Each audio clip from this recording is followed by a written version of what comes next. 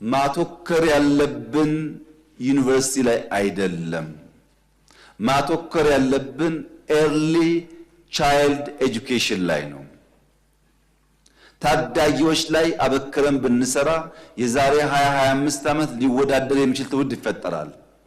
አሁን የምናደርገው ኢንቨስትመንት ሮንግ ቦታ ነው።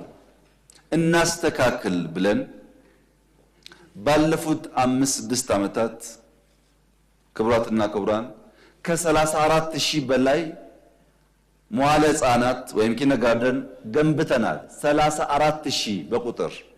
ዛሬ ኢትዮጵያ ውስጥ ከ4 ሚሊዮን በላይ ሕፃናት በየሰፈራቸው በመዋለ ሕፃናት ይማራሉ። የኢትዮጵያ ተስፋ እነሱ ናቸው።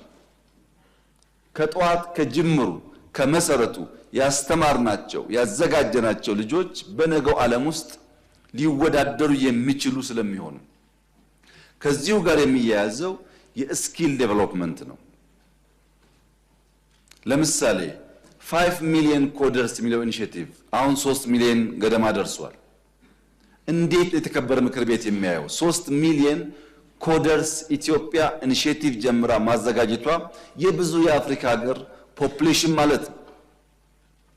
በዚህ ዓመት ምናልባት በሚቀጥለው ዓመት 5 ሚሊዮን ከደረስን በጣም ትልቅ ፖፑሌሽን ቴክኖሎጂ የሚጠቀም የተወሰነ አፕሊኬሽን የሚሰራ ፈጠርን ማለት ነው።